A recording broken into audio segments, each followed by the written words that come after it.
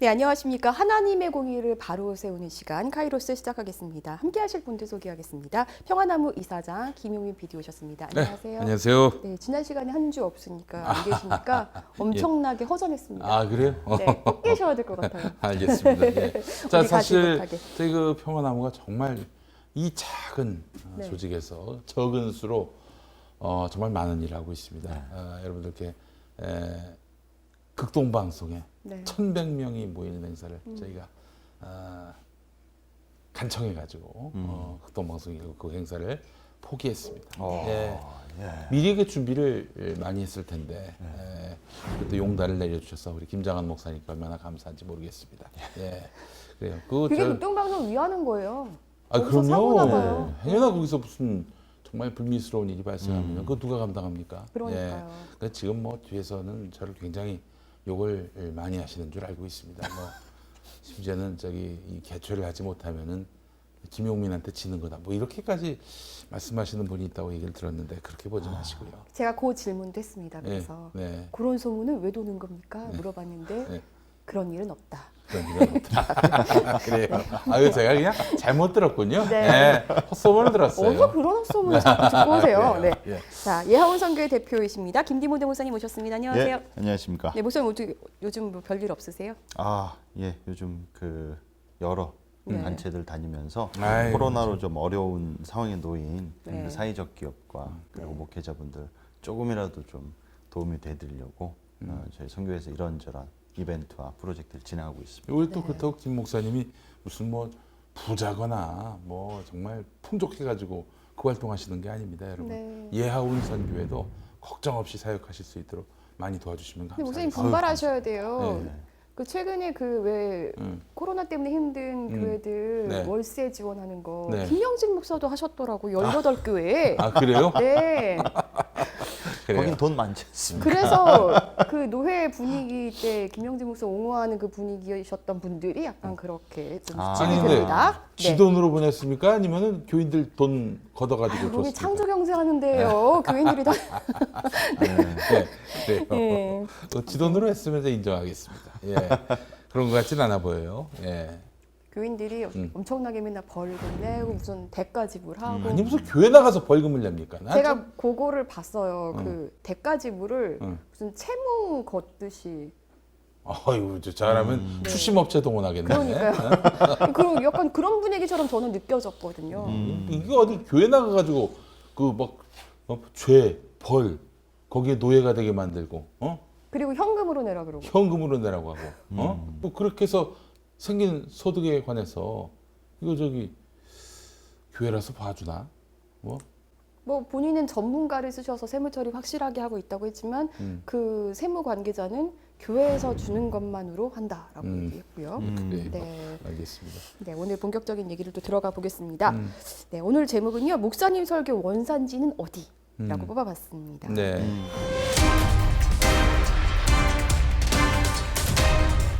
보통 우리가 왜 식당에 가도 원산지 표시 다 해놓잖아요. 네, 네, 네. 네. 그런데 정말 설교도 이제는 원산지를 따져야 될 세상이 되지 않았나 이런 생각이 듭니다. 이 얘기는 설교 표절.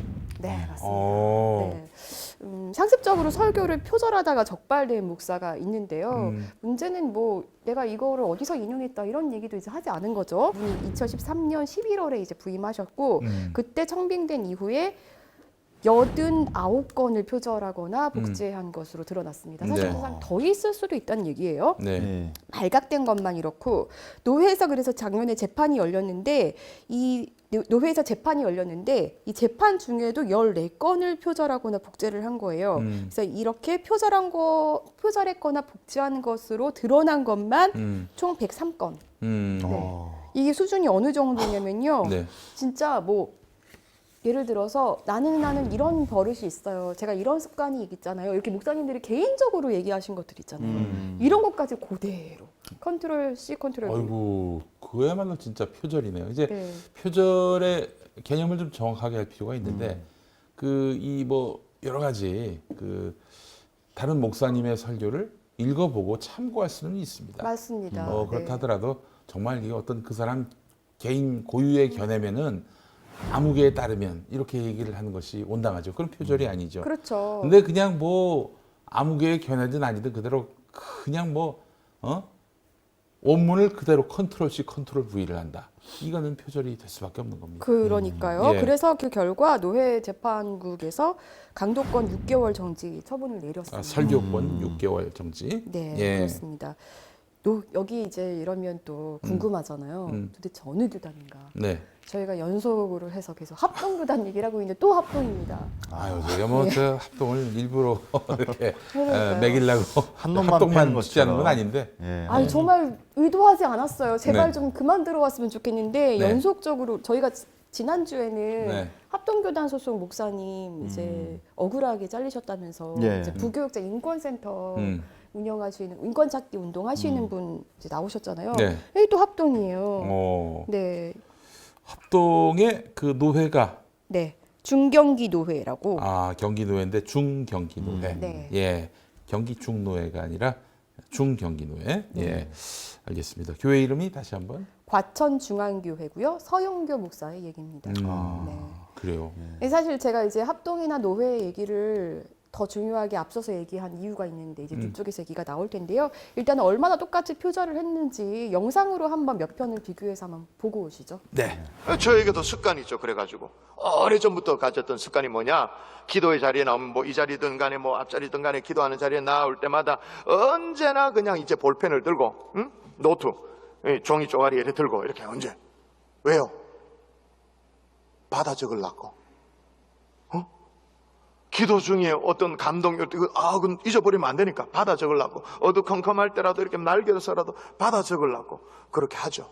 볼펜과 노트를 들고. 요즘은 그럴 필요가 없어. 왜 그럴 필요가 없을까요? 핸드폰이 있으니까. 그래서 저도 오래전부터 가지고 있는 습관이 하나 있습니다. 뭐냐면은 이 기도의 자리에 나아갈 때마다 볼펜을, 노트를 항상 좀 옆에 두고 있습니다. 왜냐하면은 기도 중에 문득문득 떠오르는 생각들이 이제 있어서 적는데 혹시나 이 머리가 너무 좋아가지고 잊어버릴까 싶어서 옆에서 막 계속 적습니다. 요즘은 펜이 없어도 되죠. 예, 스마트폰 가지고 노트 기능이 다 있지 않습니까? 한 사람이 성경을 읽으면 참 친구를 발견하게 됩니다. 어둠에 헤매는 사람이 성경을 읽으면 참된 빛을 발견하게 됩니다. 굶주린 사람들이 성경을 읽으면 생명의 양식을 얻게 됩니다. 슬픈 사람들이 성경을 읽으면 위로를 받게 됩니다. 병든 사람이 성경을 읽으면 정말 건강의 비결을 발견하게 됩니다. 나약한 사람들이 성경을 읽으면 강하고 담대한 능력을 하나님이 부어주십니다. 실패한 사람들이 성경을 읽으면 새로운 길이 열리게 되는 줄 믿습니다. 성경을 읽으면은요, 참된 친구를 만나게 됩니다. 어둠을 헤매는 사람들이 성경을 읽으면은 참된 빛을 발견하게 됩니다. 굶주린 사람들이 성경을 읽으면은 생명의 양식을 얻게 됩니다. 슬픈 사람들이 성경을 읽으면은요, 위로를 받게 되어집니다. 병든 사람이 성경을 읽으면은요, 건강의 비결을 발견합니다. 나약한 사람들이 성경을 읽으면은요, 강하고 담대하게 되어집니다. 혹시 사업에 실패한 사람들이 있습니까?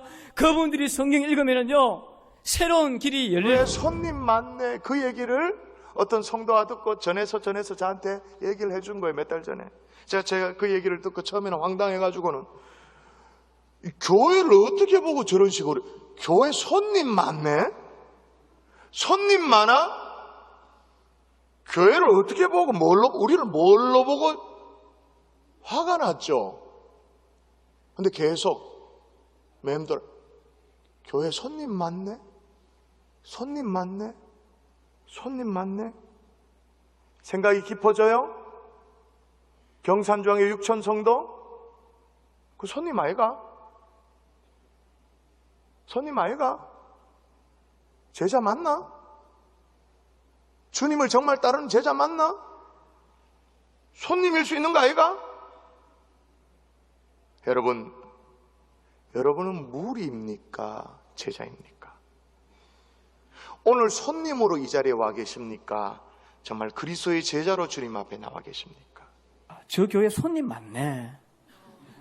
저 교회가 참 손님이 많다. 지나가면서 그렇게 말하는 거예요. 그냥 그때는요, 지나가는 말로 제가 듣고 말았습니다. 근데 문득 그 생각이 나는 겁니다. 저 교회 손님 많네. 손님이 참 많아. 계속 반복하니까요, 생각이 깊어졌습니다. 여러분, 우리는 방문하는 손님인가 아니면 주님을 따르는 제자입니까? 거기 가면은 모소라는 이름을 가진 대나무가 있다고 합니다. 이 모소 대나무는 얼마나 더디 자라는지 심어도 도대체 이게 자라지를 않는다는 겁니다.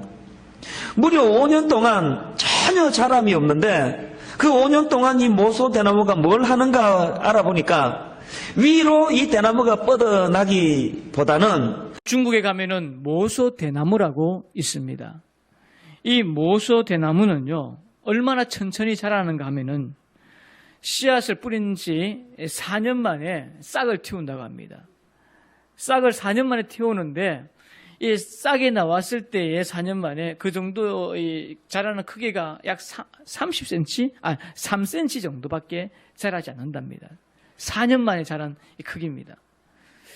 그러다가 5년째부터 이제 성장하기 시작한다고 하는데 이 모소 대나무가 이 4년 동안 무엇을 하는가입니다. 위로 뻗어나기보다는요, 이 모소 대나무는요, 이 4년 동안 뿌리를 깊이. 어떤 아버지가 자기 아들을 데리고 쇼핑센터에 갔습니다. 아마 킴스 코너에 갔을 거예요. 그래서 아빠 따라 꼬마가 바스켓 들고 광주리 들고 아빠를 따라갑니다. 근데 아빠가 이제 사고 싶은 물건을 사서 아들이 들고 있는 그 바스켓 광주리 안에다가 물건을 집어넣습니다. 자꾸 여러 개 집어넣으니까 이제 광주리가 자꾸 무거워지기 시작합니다. 처지기 시작합니다. 무거워하면서 아빠를 따라갑니다. 그 광경을 물끄러미 바라보고 있던 어떤 부인이 이렇게 말하더랍니다. 속 좁은 남자 있지. 지 아들에게 저렇게 무거운 짐을 안기나. 그래서 야, 너 그거 무겁지 않니? 너 그러다 쓰러지지 않니? 라고 말했더니 꼬마가 뜻밖에도 이렇게 말하더래요. 아니에요.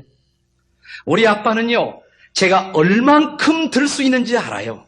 쇼핑센터에 갔습니다. 아빠 뒤를 꼬마 아들이 바구니를 들고 이제 따라다닙니다. 그래서 아빠가 물건을 사면은 바구니에다가 담았습니다. 근데 한두 가지, 세 가지를 바구니에 담으니까 점점 무거워진 거예요. 그래서 아이가 낑낑거리면서 막 걸어가는데 옆에 있던 아줌마가 아니 저 아빠 맞냐고, 아이에게 왜 이렇게 무거운 것을 들게 만드냐고 옆에서 핀잔을 줬습니다. 그러니까 이 아이가 그것을 듣고 아니에요, 저 무겁지 않아요 그러면서 꼬마가 이렇게 대답했답니다. 우리 아빠는 내가 얼만큼 들 수 있는지 잘 아세요. 제가 얼만큼 감당할 수 있는지 안다니까요. 야, 이건 뭐. 예. 네, 이런 게 지금 드러난 것만 103건이라는 거예요. 그리고 보니까 경산중앙교회 김종환 목사님 설교를 진짜 많이 이렇게 표절을 했고요. 네. 그리고 재판이 열리는 중에도 이동환 목사님, 이찬수 목사님 이런 분들 유명한 목사님들의 설교를 그대로 컨트롤 C 컨트롤 V 해서 거의 이렇게, 그리고 이분들이 어떤 설교집에서 저서도 복제를 했고요. 네. 존경한 목사님이었던 모양입니다. 네.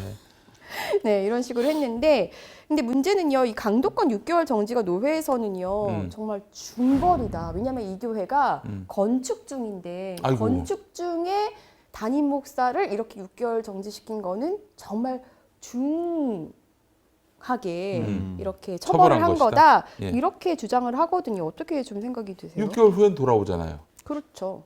뭐가 휴가 준 거 중벌이야? 아니신가요? 네. 6개월 휴가. 예. 뭐가 중벌이야 이게. 예. 6개월 후에 또 돌아오게 보장해 주는 거 아니에요. 그러니까요. 예. 네. 뭐가 중벌이야 이게. 선생님 어떻게 보이세요? 6개월은 중벌인가요? 이게 왜 이 건축 중에 강도권 6개월 정지가 이 중벌이라고 이분들이 생각하냐면 네. 좀 설교를 해서 건물 짓는 과정 중이니까 좀 헌금을 독려한다든지 뭔가 으쌰으쌰하는 이 분위기를 이렇게 단결시켜야 되는데 그거 기운 빠지게 만들어서 교회가 위기에 처할 수도 있으니까 그게 이제 중벌이라고 표현한 게 아닌가. 그 이제 목사들 입장에서 그렇게 보일 수 있겠지만은 예. 일반 신자들 입장에서 또 교회를 다니지 않는 그런 시민들 입장에서 보면은 이게 얼마나 눈 가리고 아웅이에요. 예. 게다가 그 건축 중에 목사가 설교권을 이제 빼앗긴 것 자체가 굉장히 위기라고 생각하시는 것 자체가 굉장히 목사의 그 제왕적 리더십을 인정하고 그래야만 한다고 생각하는 생각에서 나오는 거잖아요. 네, 그렇죠. 네, 예. 참 그 목사님은 안 된다. 이것만한 불신앙이 어디 있어요? 예. 그러니까요. 예. 네. 이 설교 표절은 실은 아주 그 목회자들 사이에서는 되게 고질적 그 병폐 중에 하나입니다. 그래서 너무 유명한 일화가 있는데요. 그 마틴 로이드 존스라는 목사님이 계세요. 네. 이제 그분이 쓴 책 중에 설교와 설교자라는 책이 있습니다. 근데 그분이 그 책을 쓰신 그 시기가 우리나라로 그러니까 한 70년대, 80년대 고쯤이에요. 70년대쯤이죠. SNS가 어디 있고 유튜버가 어디 있습니까? 스마트폰이 어디 있고요. 근데 그분이 이제 영국 분인데 설교를 이제 쉬고 이제 휴가를 가셨어요. 네. 그러니까 주일날 이제 다른 교회 가서 예배를 드리잖아요. 그래서 어느 한 마을에 들어가서 담임 목사 설교를 뒤에 앉아서 듣는데 자기가 했던 설교를 고스란히 그대로 판박이로 하는 걸 목격했다는 겁니다. 근데 자기 설교인지 어떻게 알았냐면요. 네.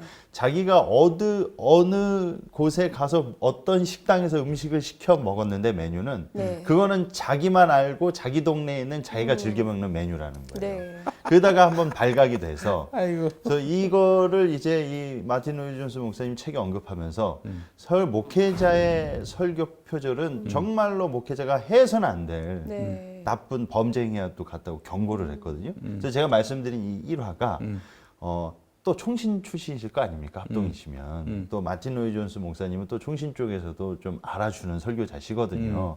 거의 다 이 내용을 알고 있어요. 근데 이런 식으로 컨트롤 C, 컨트롤 V를 했다?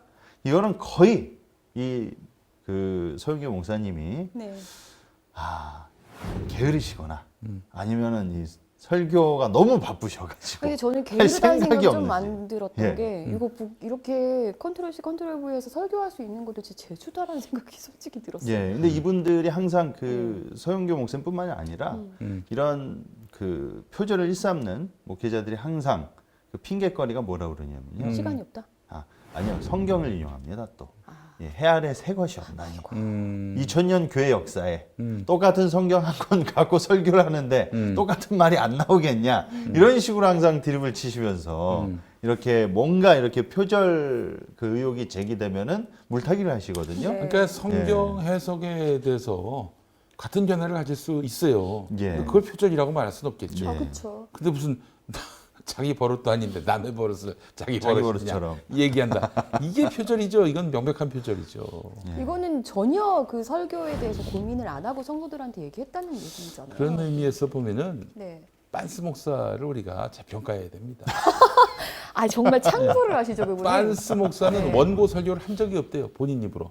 원고 설교를 한 적이 할 필요가 없다면은 없죠. 그 표절을 할 수가 없지. 어떻게 표절을 하겠어? 그냥 지 꼴리는 대로 얘기하는 건데 그 표절이 나올 수가 없죠. 우리가 빤스 목사를 재평가해야 됩니다. 네. 근데 한 3-4시간씩 하시잖아요. 한 번 하셔도. 아유. 3-4시간 더해요, 동안 더해요. 하는 설교를 원고 작업한다? 사람이 죽습니다. 아니 저는 그 설교를 또 판박이처럼 잘 이렇게 요약해가지고 하는 고영일 아. 장로도 대단한 것 같아요. 그래요. 네. 알겠습니다. 예. 예. 하여간 그 어떻게 이 설교 표절이 드러났어요? 이게 부목사가 최초로 발견을 했는데요. 음. 이게 이제 방송실에 누구 건지 알 수 없는 USB가 있었던 거예요. 그래서 이 USB를 또 주인을 찾아주기도 해야 되고 하니까 아마 열어보셨던 모양이에요. 네. 근데 이제 목사님들의 설교가 있었는데 그게 얼마 전에 했던 담임 목사의 설교랑 똑같았던 거예요. 그래서 이분이 굉장히 고민을 하고 있었다고 해요. 그러다가 이제 문제 제기를 하게 된 건데 문제는 여기서 끝이 안 납니다. 네. 여기서 끝날 얘기가 아니죠. 네. 담임 목사의 표절 사실을 알린 부목사, 이 부목사에 대해서 그 재판국에서는 그 당시에 뭐 약간 담임 목사한테 이렇게 문제 제기를 하는 거에 대해서 좀 괘씸하게 생각했던 것 같아요. 네, 그래서 사과문을 써오라 그랬대요. 네. 그런데 이분이 잘 무슨 지가 해놓고 노회에서 노예에서. 사과문을 써오라고 했는데 부목사님한테요. 네. 예. 그러니까 담임 목사도 이 부목사한테 협박을 받았다라고 이렇게 주장을 하는 상황이에요. 음. 그러니까 노회에서도 그 상황이 녹음된 파일들이 있다고 하더라고요. 그걸 보고는 이제 담임 목사한테 이런 식으로 무례하게 한번 이제 사과문을 가지고 오라고 했는데 이분이 사과문을 가지고 났는데 이제 큰 목사님들이 보시기에 이제 노회나 이런 관계자 목사님들이 보시기에 이거는 사과가 아니라 우리를 충고한 내용으로 받아들였다는 거예요. 그래서 다시 써오라고 했는데 목사님이 오히려 이걸 인권위에 제소하겠다라든지 뭐 이렇게 좀 굽히지를 않으셨던 것 같아요. 반발을 하니까 네, 그래서 무기정직을 내려버렸습니다. 무기정직. 네, 무기정직이 뭐예요? 그러니까 이게 총회법에는 무기정직이라는 표현은 없더라고요. 뭐 정직이라는 해직을 표현이 한다든지 있는데 면직을 한다든지 그래야지 무기정직은 뭐야 그러면? 직을 정지 무기한으로 그 부목사직을 정지시킨다. 그렇죠. 그런 그러니까 뜻이네요. 그 재판국장의 설명으로는 이렇게 한 거는 어쨌든 본인이 충분히 이제 반성하고 회개할 때까지는 이제 목사직을 할 수 없게끔 아니, 근데 정지를 시킨 거다라는 이 부목사가 도대체 뜻이었어요. 무슨 잘못을 저질러서 사과문을 써와라 그랬던 거예요? 이사장님 어떻게 그러실 수가 있어요? 뭐 이런 거죠. 예를 들어서 뭘 잘못했을 때. 아니 잘못했으면 그렇게 나올 수 있는 거죠 왜? 어? 아 그러니까 설교 표절은 할 수도 있는 얘기인데. 그러니까 예를 들자면 어. 이런 식으로 말씀하셨다고 해요. 항상 담임 목사가 나는 항상 그 하늘을 불어러 부끄러움이 없다라고 얘기를 했나 봐요. 예. 그러니까 그 목사가 하늘을 우러러 부끄러움이 없다고 말씀하셨는데 네. 하나님께 정말 부끄러운 거 없냐? 예. 라고 얘기를 하면서 예. 아무래도 좀 언성이 좀 높아진 거죠. 이제 그게 좀 괘씸했던 거예요. 괘씸죄가 적용이 됐던 것으로 보입니다. 서영교 목사도 그 2019년 8월 25일 설교를 제가 입수를 했는데요. 이때도 교인들한테 설교 표절 사실을 본인이 이제 자인해요. 그래서 고백하면서 그러면서도 부목사가 자신을 협박했다라면서 이제 그렇게 표현을 하거든요. 협박이 성립되려면은 당신 그 사실을 인정하고 뭐 얼마간 나한테 성의를 보이면 내가 이거 그냥 없던 일로 해주겠다. 이게 협박 아닙니까? 그러니까 저희가 이해하는 협박은 그런데 네. 그런 건 없었던 것 같고 제가 심지어 그렇게 물어보기도 했어요. 그 네. 노회 재판국장님한테 네. 혹시 그럼 부목사님이 담임 목사 멱살이라도 잡았냐? 그렇지. 그건 아니래요. 어쨌든 예, 서영교 목사의 설교도 좀 듣고 오시죠. 말씀을 마무리하면서 여러분에게 말씀을 드립니다. 목사에게 있어서 늘 있는 고민과 부담은 설교입니다. 담임 목사로 부임하면서 더 좋은 것을 성도님에게 드려야 되겠다고 지금까지 이 책 저 책을 그리고 인터넷 설교를 많이 들으면서 인용도 하고 그대로 옮기기도 많이 했습니다. 때로는 우리 교회에 맞는 설교가 있으면은 그대로 다 옮겼습니다. 대지도 인용도 했고 성경 해석도 인용했습니다. 저는 이것이 여러분에게 고백하는 저의 부족함입니다. 많은 부분을 이렇게 하면서 마음의 부담이 늘 가지고 있는 것이 저의 마음이었습니다. 그러던 중에 지난 6월부터 8월까지 우리 교회 한 부목사님이 저를 찾아와 설교 표절 문제로 사임을 강요하셨습니다. 사임 날짜를 지정하고 성전 건축을 멈추라고 일꾼을 뽑지 말라면서 목회를 관여하며 3차례 협박을 받았습니다. 그러면서 교회의 어려운 문제 때문에 참다가 더 이상 견디지 못해 여러분에게 저희 부족함을 성도님들에게 용서를 구하려고 합니다. 주님 앞에 2개월 동안 많이 울기도 했고요. 지금은 회복이 어느 정도 되었습니다. 나의 부족함 때문에 하나님 주신 음성이라고 저는 들었습니다. 그래서 이제 성도님들 앞에 제 부족함을 내려놓고 책임을 지려고 합니다. 그래서 여러분에게 제 신임을 받겠습니다. 여러분의 뜻에 따르겠습니다. 그래서 이 강단은 지금 교육자들이 모두 다 사임을 한 관계로 당분간 지키겠습니다. 지키면서 제 신임 날짜를 장로님과 상의해서 다시 말씀을 드리도록 하겠습니다. 여러분에게 너무너무 죄송합니다. 자, 그러면 서영교 목사가 사실 이렇게 괘씸죄를 주장하니까 제가 볼 때는 노회 측이나 뭐 재판국이나 이런 쪽에서는 아무래도 담임 목사한테 많이 기울어질 것도 같았는데 어쨌든 그래서 이 건과 별개로 이 부목사에 대한 어떤 내용이 또다시 이제 본회의에까지 상정이 됐다는 거예요. 그래요. 그래서 본회의에서 무기정직을 시킨 거더라고요. 아, 그 목사들이? 네. 야, 이게 정말 제가 항상 느끼는 거지만 이 노회에서 뭐 재판을 한다, 진상규명을 한다, 전 믿지 않습니다. 이 노회는 기본적으로 그 목사들의 친목회예요. 거기서 정의를 세우고 기강을 세우고 난 그런 적을 본 적이 없어요. 한 번도 본 적이 없어요. 여기 이 자리에서 이들이 이 부목사님, 힘없는 부목사님, 또 나름대로 정의를 외쳤던 이 부목사님에게 이렇게 정말 인격적 테러를 가했던 이유는요, 난 이거라고 봅니다. 야, 그 표절 안 하는 설교가 어디 있니? 이거예요. 어디 표절 안 하고 설교가 나와? 근데 그걸 왜 시비 걸어? 네가 부목사의 주제, 넌 안 그럴 것 같아? 이 얘기를 이렇게 무기정직으로 표현한 것이 아닌가 하는 그런 생각이 듭니다. 그래서 제가 이 관련 노회장, 재판국장, 또 이게 총회에 또 이제 다시 올라가 있는 사안이거든요. 네네. 그래서 뭐 총회장 다 연락을 해봤는데 네. 일단은 노회장과는 연락이 안 됐고요. 재판국장과는 굉장히 긴 대화를 나누었습니다. 네.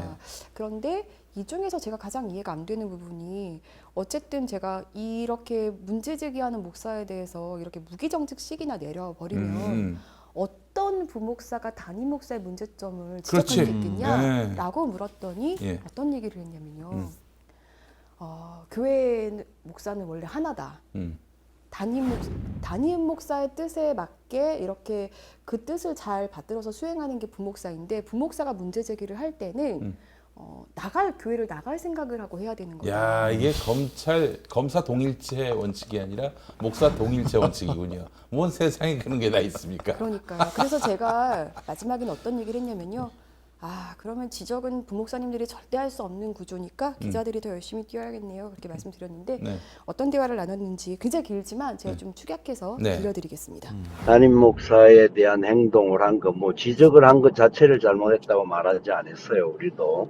네. 부목사가 그렇게 말하고 난 이후에는 그 교회를 떠나야 정상이죠, 사실은. 근데 계속 있으면서 담임 목사, 누구의 그걸 받았는지는 몰라도 담임 목사에 대하여서 계속 이제 여러 가지 협박했던 내용들, 처사에 대해서는 그래도 미안하다. 정중한 마음으로의 사과를 하라고 그래서 사과문을 써왔는데 이건 사과문이 아니라 오히려 재판국을 충고하듯이 글을 써와서 마음이 담겨있는 사과문을 하나 다시 써달라. 네. 요청을 했는데 마지막에 와서는 사과문은 못 쓰겠고 자기는 만약에 어떤 상황이 되면 국가인권위원회에 제소를 하겠다 그렇게 하더라고요. 네. 그 부목사가 이런 자세를 가진 재판국에 대하여서 기본적인 신뢰가 없는 우리는 당신 건에 대해서는 더 이상 다룰 수가 없다. 그래서 그거는 본회의에서 내렸어요. 하여튼 재판국에서 계속 이 표현할 수 없는 그런 것들이 좀 있습니다. 욕이라도 하셨나요? 욕이야 젊은 친구가 욕을 했겠어요. 근데 목사님 그런 했는데. 상황에서 부목사님한테 사과를 요구하는 것도 사실은 좀 납득은 안 됩니다. 아니요. 그거는 보세요. 네. 어떤 부분에 있어서 성경에도 등장하잖아요. 사울이 자기가 잘못했기 때문에 네. 자기를 죽여달라고 했을 때에 이게 이제 그렇게까지 비유가 될지는 모르겠습니다만은 그 네. 죽인 사람이 죄가 없는 건 아니거든요. 저는 모르겠습니다. 더 이상 제가 결정한 게 아니기 때문에 더 이상 말하는 것 자체가 너무너무 그 친구 때문에 힘들었어요. 아니 사는 그래도 자기가 사과를 잘못했습니다. 요구하셨던 거는 재판국이 맞으시잖아요. 처음에 그랬죠. 그러니까요. 저는 그 상황에서 제소한 이후에 그가 한 행동이 있어요. 그러니까 진짜 무슨 협박을 칼을 들고 하셨거나 약간 사회적으로 윤리적으로 납득이 안 될 만한 행동을 하셨나요, 그분이? 칼 든다고 협박인가요? 그것만은 협박이 아니죠. 아니면 말로 해도 멱살이라도 협박이- 혹시 잡으셨나요? 그 말 자체들이 담임 목사와 부목사가 대화하는 내용들이 상식을 넘어가는 부분들 들어보면 이게 기가 안 차는 내용들이죠. 하여튼 안 맞았어요. 좌우지간 안 맞고 교회가 건축 중임에도 불구하고 담임 목사 설교 6개월을 정지한 것은 하나님이 새롭게 세워주지 않으면 이 끝이다라는 심정으로 결정을 내린 겁니다. 재판국이. 굉장히 엄하게 해주신 거다. 목사님 그러면 130명 정도 성도들이 그냥 나가버린 거는 혹시 알고 계세요? 어떤 상황들이 생기면 사람들이 쭉쭉쭉쭉 흩어지는 게 교회 구조입니다. 그거는 거기 아직도 문제 전에 제기하시는 나간 분들은 겁니다. 계시는 왜냐하면 것 같은데 여기서부터 시작된 네. 경우에는 그거를 이제 자기들이 다 수용을 못하면 노예 걸 수용 못하면 총회로 갈 수밖에 없는 구조인데요. 그 130명이 1년 전부터 그 교회가 재판권들이 다른 재판 속에서 계속 있다가 보니까 네. 싸우는 교인들이 있고 싶은 마음이 없어 떠나가는 것이 당연한 거예요. 그거는 어쩔 수 없는 결과죠. 너무 아이고 아프지만 목사님 너무 아프고 힘든 일이지. 한국 교회 안에 이런 재판이 있고 싸우면 네. 반 이상의 성도들이 떠나가는 게 그건 당연한 이치 같아요. 어떤 사람을 대하든지 재판의 원리는 성경에서 말하는 대로 회개할 기회를 주는 것이 기본이고 그 회개할 기회가 없는 사람들은 결국 이방인과 같이 해서 나중에는 처리해내는 것이 재판의 원칙이 마태복음 18장에서 이야기하고 있는 부분이기 그럼 목사님 때문에 그럼 서영기 목사님은 충분히 회개하셨다고 생각하십니까 혹시? 제가 판단할 수 있는 부분은 외모적인 부분밖에 없겠죠. 충분한 건 하나님과의 관계에서 하시겠죠. 질문 자체를 자꾸 말 그 꼬리꼬리를 잡지 마시고 의미 꼬리를 잡는 게 자체만을 아니라 궁금한 거 여쭙는 겁니다. 목사님. 의미를 생각하실 때 저도 정말 이해를 하고 싶어서 이해가 안 되는 음, 부분을 여쭤보는 거예요, 음. 목사님. 예, 그래요. 아이고, 진짜 재판국원들이 신앙 양심에 부끄럽지 않고 기도하는 중에 이 부분이 교회 유익이 되고 잘못한 사람이 회개할 기회가 되어지는 과정이 되어지기 위하여서 내린 판결이라는 것만 알아주시면 좋을 것 같습니다. 근데 목사님, 근데 이렇게 맞고요. 하면은 어떤 예. 부목사님이 교회의 문제점을 지적할 수 있을까요? 이 목회윤리와 목회학을 다시 강의를 해야 되는데 목사님이 하나님은 아니시잖아요. 아니죠. 담임 아니고 목사님이. 네. 그럼에도 불구하고 부목사는 우리 헌법 자체가 담임 목사를 도와서 그 일을 하는 사람이에요. 부목사는 당회가 결정을 하지만 담임 목사가 당신하고 더 이상 목회하기 어렵습니다 하면 그냥 나가야 되는, 이게 참 악법과 같이 보이지만 그게 목회 윤리와 관계되어 있는 그래요? 거예요. 목사님, 그럼, 하나님도 네. 그렇게 생각하실까요? 아니요. 그런데 부목사의 개념 자체는 네. 지금 우리 기자님이 생각하는 그 부분, 다른 부분에 모든 교회가 그렇지 않잖아요. 문제가 생길 때에는 그런 부분에 대한 제언들을 하는 거예요. 그 아니, 사실 사람이 문제가 있는 잘못- 교회들이 진짜 어? 많지만 부목사님들이 목소리를 진짜 못 내시잖아요, 목사님. 교인들이 볼 때는. 그런 부분에 네. 있어서는 네. 만약에 부목사가 제가 만약에 그 부분을 참을 수 없다고 싶으면 두 가지예요. 네. 한 가지는 그 교회를 떠나는 거고, 하나님 앞에서 자기가 십자가 지고 죽겠다라는 심정을 해야 됩니다. 담임 목사가 완전한 사람 없듯이 분명하게 명백한 죄에 대한 부분에 대해서는 지적이 가능하죠. 지적을 했죠. 그래서 네. 그러면 목회 윤리로서는 지적하고 난 다음에 떠나야 돼요. 그게 부목사의 원리예요. 아니, 잘못한 담임 목사가 떠나야지 왜 부목사님이 떠나야 돼요? 아니요. 부목사는 담임 목사의 직을 맡아서 하는 사람이기 때문에 네. 자기 자유의지를 가졌지만 담임 목사의 그 테두리 안에 있는 게 부목사죠. 그건 공부를 좀 많이 하시면 왜 그런지에 대한 역사적인 문제까지도 나올 수 있으니까 목사님. 목회 윤리라는 부분이 네. 제일 중요한 거라고 저는 생각해요. 그래서 목사님, 그거에 윤리자를 붙이기는 조금 민망한 것 같습니다. 아니요, 민망하지 않습니다. 이게 부목사들이 그래서 우리 헌법 자체 임시직인 거예요, 임시직이. 그러니까요, 그게 그게- 목사님 너무. 그게 이제 예. 장로교 헌법 안에 오묘한 구조예요. 오묘한 구조인데 그래서 담임 목사를 위임 목사라고 하는 거예요. 그 다 우리 위임이라는 목사님들이 부분을 만드셨으니까. 장로들을 같이 만드는 네. 거예요. 야, 참 이 양반도 이런 분이 무슨 재판장씩이나 합니까? 그런데 사실 안타까운 건요, 이 김창곤 재판국장이 교계에서 나름 굉장히 합리적이고 개혁 진영에 있는 분으로 알려져 있어요. 아, 그래요? 그래요? 네. 재밌는 분이네. 근데 말씀하시는 거는 제가 좀 납득이 많이 안 되는데 오히려 저한테 많이 공부해야 될 것 같아서 많이 공부해야 될 것 같으니까 목사님한테 많이 연락드리겠다고 네. 네, 그렇게 말씀을 드렸고요. 총회장과도 그래서 제가 통화를 했잖아요. 네. 근데 이 내용을 잘 알지는 못하셨어요. 아, 총회장 네. 김종준 목사 네. 맛동산 교회. 제가 참 요즘 자주 연락을 아, 드리게 돼서 죄송합니다. 꽃동산입니다. 죄송합니다. 왜 맛동산이 나왔지? 꽃동산 교회. 예. 호동산교회 김종준 목사님 그래서 전화 되게 잘 받아주세요. 아이, 네. 감사합니다. 그래서 제가 목사님께 자꾸 이렇게 연락을 드리게 되니 참 저도 민망합니다. 왜 하필 이 시기에 총회장이 되셔가지고. 아니 근데 뭐 작년이라고 딱히 뭐 이렇게 조용했던 건 아니라서 작년에도 제가 작년 총회장님께도 엄청나게 연락을 이승희 작년에. 드렸는데 요 사건과 별개의 얘기를 들을 수 있었습니다. 네. 6개월 또 6시간 동안 저희 때문에 조사를 받았다면서 예. 네, 굉장히 힘들다. 이런 얘기를 그래요. 그리고 해주셨습니다. 그 합동총회장님들은 평안화물을 인수인계해서 조심하라고 각별히 신경 쓰라고 하시는 게 아닌가. 아 지금 저희 이단성 조사 헌의안이 올라와서요 신학부로 넘겨졌다고 합니다. 아 그래요? 예. 그래요. 알겠습니다. 예. 잘해주시기 바라겠습니다. 뭐. 저희는 그때 말씀하셨잖아요. 만약에 그런 일이 벌어지면 나가서 토론할 거라고. 아니 그런 정도가 아니에요. 아주 그럴 걸 대비하고 요 창립할 때부터 네. 다 그 그림이 있었습니다. 한번 해보세요. 무슨 일이 벌어지는지. 판타스틱한 그런 세계가 펼쳐질 것입니다. 예. 저희 이렇게 이단성 조사에서 올라왔다고 어떤 한 이단 전문 대표한테 얘기를 하니까 네. 그분 말씀하시기를 말없이 껄껄껄껄 우시면서 그분들 이제 목사님들을 한심하다는 듯이 평안나무가 이단이랑 무슨 관계가 있냐는 식으로 네. 말씀하셨는데 네. 네. 참 네. 전문가도 비웃는 그런 뭐 이단성 조사 헌의안이 많이 올라왔다고 하니까 네. 네, 어떻게 될지 저희도 좀 대응을 해야 될 것 같고요. 네네네. 네. 그러면 지금 그 부목사님 네. 이 무기정직 상태시잖아요. 네. 그러면 뭐 이제 노회나 총회에서 무기정직을 풀어주지 않는 이상 지금 목회를 못 하실 텐데 못 하시죠. 그럼 지금 뭐 하고 계시나요? 편의점에서 알바. 아이고 세상에. 아니 뭐 물론 직업에 귀천이 있는 건 아니지만 네. 아니 목사님이 목회를 해야지.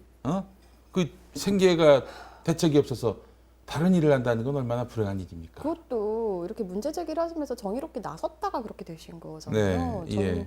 이게 너무 안타깝고 예. 개인적으로 저도 편의점 아르바이트 해봤는데 예. 아 진짜 힘들어요. 힘들어요. 예. 또 새벽 같은 때는 또 네. 별의별 인간들이 또 아 그것도 그런데 네. 그때 물건 들어오잖아요. 아, 네. 엄청 힘들어요.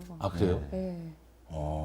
우리 저 권지현 센터장님은 안 해본 게 없어요. 아르바이트의 달인입니다. 그럼 또 이제 교인들은 어떤 입장이냐? 네. 사실 이제 끝까지 문제 제기를 하시는 분들 사실상 있습니다. 그러니까 저희도 이런 얘기를 할 수 있는 거고요. 그런데 그 문제 제기하시는 분은 사실 소수세요. 아직 지금 왜냐하면 이미 이게 문제가 있다고 생각하시는 분들 한 130명 정도가 그러니까 여기가 이제 교인이 한 300명 정도 되는 교회였는데 130명 정도가 나가버렸어요, 그냥. 네, 그리고 지금 한 100여 명 정도가 또 남아 있는데 그분들은 지금도 우리 목사님을 지켜달라라고 이제 하면서 또 회종의 헌의, 그러니까 그 탄원서 같은 것도 내고 뭐 이러셨었더라고요. 그렇죠. 지가 살려면 지교회로 만들어야 된다라고 판단을 했던 것 같고요. 예. 아이고 이게 이 교인들 입장 그리고 그 목사의 입장, 노예의 입장 들어봤는데 이 부목사님과 네.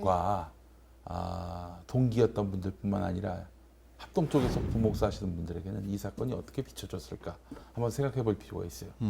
야, 개겼다가는 뭐 정말 아주 뭐 된통 당하는구나. 개기지 말라는 거죠. 예, 앞으로는 그냥 불의를 보더라도 참아야 되겠다.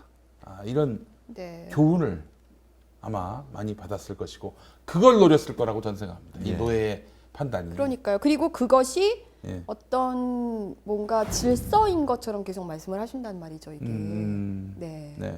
그 담임 목사랑 부교육자 사이에서 개신교회도 되게 군대 같은 네. 그런 분위기가 있습니다. 경직된 분위기가 있는데 네. 오죽하면은 그 똥 보고 된장이라도 해도 네. 그게 죄악의 문제가 아닌 이상 무조건적으로 따르라는 그런 하나의 불문율처럼 그런 분위기가 형성돼 있는데요. 네. 저는 이 보면서 그 예전에 그 노회찬 의원님이 좀 생각이 났습니다. 네. 그런 표현을 하셨죠. 그 삼성 그 비리를 폭로하셨다가 오히려 본인이 의원직을 상실하셨어요. 도둑놈 보고 도둑질하고서 도둑이야 했더니 도둑은 안 잡고 도둑이야 소리친 사람이 왜 너 그렇게 소리를 크게 지르냐고 제보한 사람을 이렇게 처벌하는 그거와 다를 게 뭐가 있냐. 그렇죠. 평화나무에다가 지금 교회 파괴 세력이라고 뭐 음해 세력이니 이렇게 돌 던지는 것도 사실 그런 맥락이죠, 다. 예. 네. 너희들 저 함부로 우리한테 덤비면 그냥 교회 파괴 세력 된다. 이렇게 이제 교훈을 심어주려고 하는 거예요. 예. 그러니까요. 참 안타깝습니다. 근데 저는 궁금한 게요. 두 분은 어떻게 설교 준비하세요? 설교 준비 이렇게 표절하면서 이렇게 하면 뭐 설교집 있고 하면은 그래도 뭐 1시간 이내로 진짜 짧게 끝나겠네요. 1시간도 안 걸리겠네요. 아이고, 1시간 만에 설교 준비가 끝날 수 있다면 정말 저는 오히려 뭐 대단한 스피치 능력자 연습을 뭐. 하셔야 될 것 같아요. 남의 거를 내 것처럼 만들려면 뭔가 이렇게 거울 앞에서 그럴듯하게 막 이런 거 연습해야 하지 않을까. 네. 아니, 이게 뭐 기본적으로 다른 분들의 설교를 많이 참고하죠. 이건 어떻게 보는 것이 옳은가 두루두루 살펴보지만 이 사람은 어떻게 해석했나. 네. 예. 그러면서 이제 참고할 것이 있으면 참고하고 또 정말 그분의 고유의 어떤 그 생각이다 그러면은 그분의 그 according to 이분 말씀에 따르면 이렇게 한다든지 그렇게 하지 뭐 그냥 그 남의 그 생각과 주장을 내 것이냐 이렇게 만드는 거는 그거는 아유 양심적으로 해서는 안 될 일이죠. 네. 예.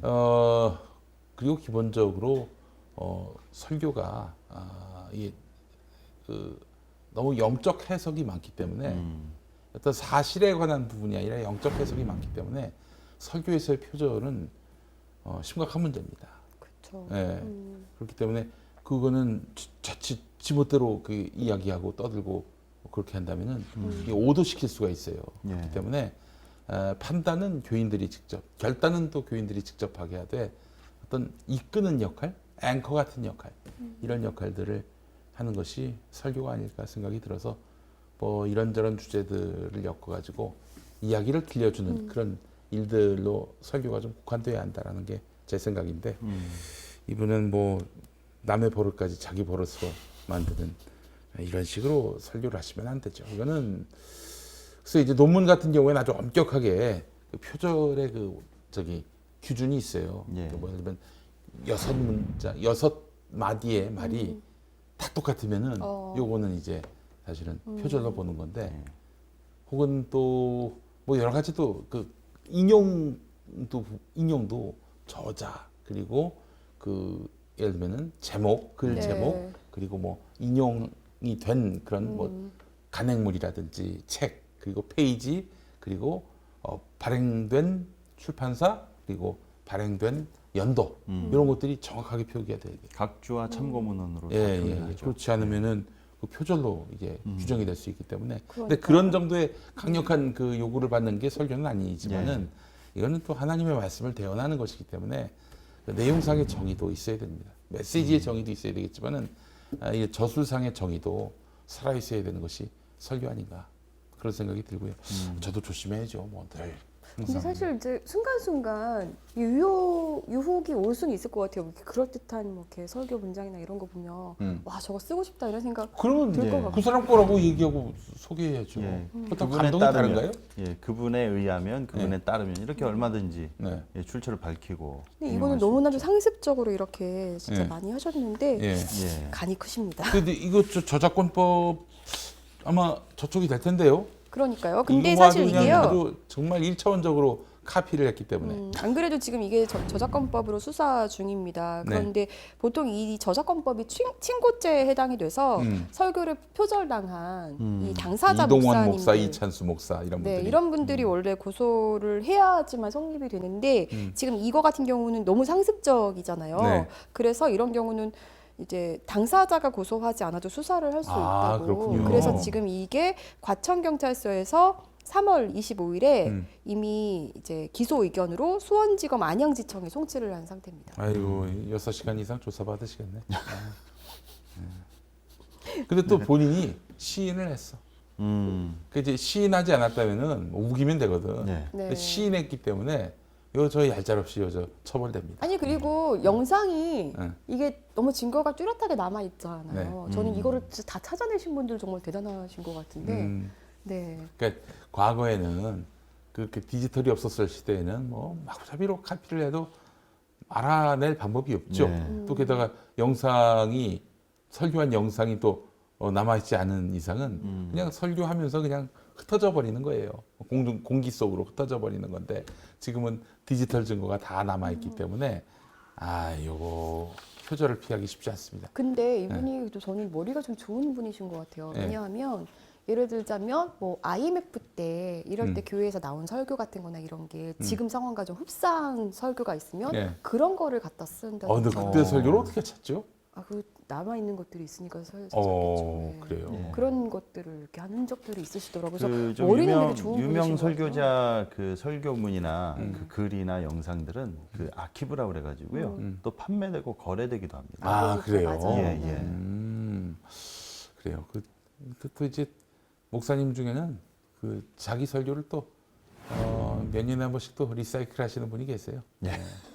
네. 많으시죠? 저도 많이 알고 예, 있습니다. 예, 네. 예. 근데 이분이 그 좀 이렇게 똑똑하다고 그러셨는데 제가 그런 보기- 쪽으로 머리가 예, 좀 예. 들어가시. 근데 조금 제가 봤을 때는 약간 또 모자란 부분이 있지도 않나 싶은 게 네. 보통 이렇게 표절을 하고 이렇게 딱 오면 네. 그 버릇 같은 경우는 네. 빼박이지 않습니까? 걸리면. 그러면 그거는 좀 재해서 자기 얘기를 섞든지 아니면은 또 본인의 설교가 이렇게 촬영돼 가지고 교회 홈페이지나 유튜브에 이렇게 올라가는 거를 조금이라도 안다면 야, 이거 나중에 걸리면은 큰일 날 텐데 그런 생각을 조금이라도 갖고 있었으면 이렇게 하지 않았을 텐데 근데 너무 처음에 안이하게 생각하지 처음에 않겠나. 몇 건은 좀 두근두근 하셨을 것 같은데 이게 벌써 100몇 건이 넘어가잖아요. 뭐 내 설교를 누가 보겠어? 뭐 이런 마음도 생겼을 거예요. 예. 예. 조심해야 됩니다. 정말 그러니까요. 조심해야 돼요. 예. 아, 그리고 그것도 그렇지만 이 부목사에 대한 이런 집단적인 테러 이거 정말 합동교단 통째로 먹칠하는 겁니다. 이건 총회장이 나서서 노예한테 메시지라도 할 수 있는 거 아닙니까? 아니 왜 바른말한 부목사를 이렇게 이렇게 불이익을 주느냐? 그 한마디 못해요? 그 한마디 하면은 최소한 합동총회 총회 차원에서 이렇게 불길이 번지는 것을 막을 수가 있습니다. 근데 그럴 생각이 없으시죠? 왜냐면 총회장님만 해도 그런 일이 있었어? 그러면 정말 안 되지. 이런 반응이 아니라 그거 그냥 재판국에서 하는 건데 내가 잘 모르지. 약간 이런 느낌. 몰라요? 잖아요. 모르는 건 그리고 죄가 안 됩니까? 재판국의 권한이라는 식으로 말씀하시잖아요. 예. 그러니까 그 직이 딱 임기가 1년이고요. 네. 그리고 마치 그 어떤 느낌이 드냐면 막 봉건 시대 영주들처럼 그 좀 왕이라고 표현하기 그렇지만 총회장이 노회장 각 지역에 있는 노회장들의 힘과 그거를 뭐 통제하거나 뭔가 문제 발생했을 때 이렇게 어떻게 이렇게 리더십을 발휘해 가지고 문제 제기를 하고 컨트롤할 수 있는 그런 구조 힘이, 아니죠. 예, 그런 구조가 아니다 아니고 보니까, 예. 그래서 뭐 교계 기자들은 총회장한테 얘기해봐요. 총회장이 무슨 힘이 있어라는 식으로 얘기할 예. 때 많이 하는데 그러나 예. 총회장께서 그 뭐 재판국의 결정을 뒤집어 엎을 수 있는 권한은 없지만 발언권이란 게 있습니다. 발언권. 예. 발언권은 뭐냐? 그건 잘못된 겁니다.라고 한마디 하는 것. 그러면은 이게 무슨 효과를 낳느냐? 그러면 그 잘못된 재판에 대해서는 그 노예의 책임이 돼버려요. 총회까지 번지지 않아요. 총회를 지키고자 하는 총회장으로서의 어떤 사명감과 네. 이 전체 구조를 살리고자 하는 그런 애정이 있다면은 그렇게 말할 수가 없어요. 그 재판은 잘못됐습니다. 부목사 그딴 식으로 영구 정지를 했다. 그것은 하나님 앞에서 부끄러운 판단입니다. 이 한마디 왜 못해요?